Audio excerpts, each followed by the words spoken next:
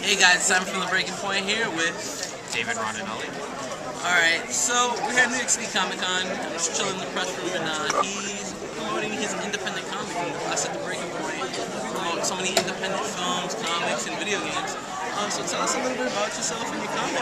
I sure will. That was a great introduction too. Thank you.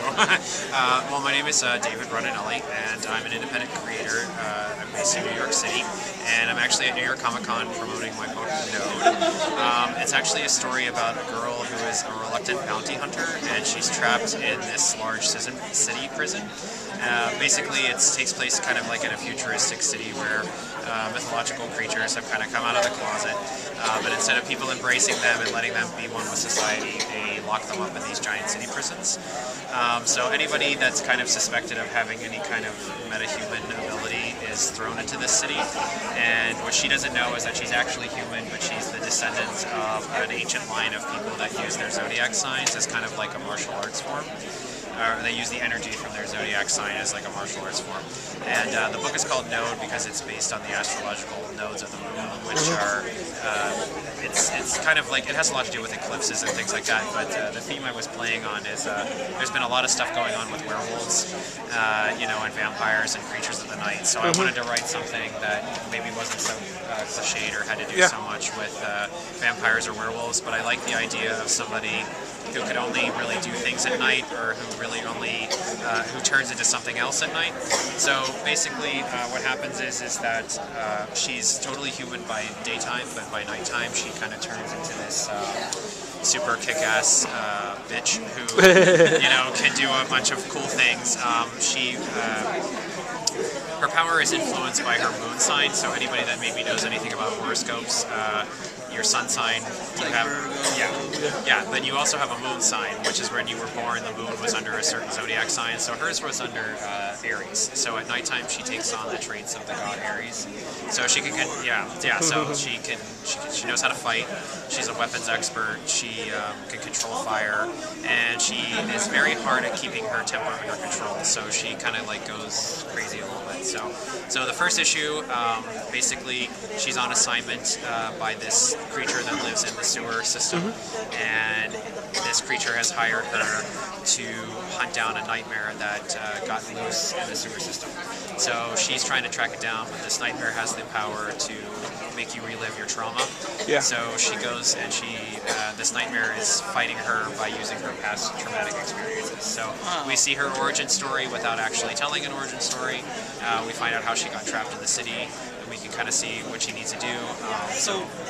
What was like your big inspiration and your basis? Because me as a video gamer and a movie reviewer, I can see like a lot of different influences, even from like cartoons, like the Avatar: Legend of Korra. Right. I can kind of see a little bit of that. But this actually looks really amazing. Like, I don't know how good the quality is. Right. The penciling and the inking and everything, it looks really good. Did you do that? I actually didn't draw it. Thank you. I wrote it and I created it. But basically, the girl that did the cover, her name is Emily Hugh. She's a great graduate of SVA, and I actually met her here at New York Comic Con a couple years ago. But we were influenced by the artwork of a French Art Nouveau artist named Luca. And basically, he was a big advertiser. He did a lot of posters for theaters.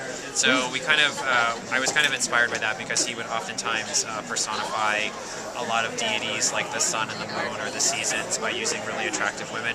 And that was kind of the thing I was going for here with this book. The inside is very influenced a lot by anime. Growing up, I had a huge thing for Silent Mobius. So it has a lot to do with kind of like an urban fantasy setting with a lot of sword and sorcery. So there's a lot of like magic, a lot of stuff to do with the zodiac. I had a friend that was kind of a little bit into astrology, and so then I got a little bit into it. I don't believe in it, I don't really practice it, but I think it's excellent source material for comic books. Cool. And actually my logo up here, here's actually a better shot of it. This logo was done by Jeff Drylowitz, and basically I took my sun sign, my moon sign, and my rising sign to make kind of like the label logo, yeah. So, but the interiors were done by a lot of other really good artists. It just looks like the cover itself looks really amazing. It looks like a lot of the cartoons that video game directions. Well, thank you. The story seems really like intuitive, complex, even kind of like dark, twisted, but like with like a epic kind of feel to it. Well, thank you for that. In a lot of ways, I really put the independent in independent comics. So, So where can we get it and how much is it? You can, it's available for print on demand at Indie Planet.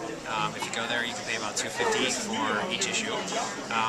It's black and white interiors, full color cover. If you'd like to download it digitally, you can do that on Drive-Thru Comics. Oh, cool. So go to drivethrucomics.com and just search for Node under each of them, Node issue 1. The first issue is done. I'm also going to be trying to make it available for free on my Facebook page and also on the website. Issue 2 is done, where it's going to be out soon in January. Just go to Facebook/HorizonLineComics.com. Please like me and support the book. All right, so all those links will be down below, and it was a pleasure meeting you. It was a pleasure meeting you. I got to tell you, you're one of my favorite guys this year. So this is Captain A plus over here. So Simon from the Breaking Point, and this awesome comic guy, David Rondinelli. signing out. All right, cool.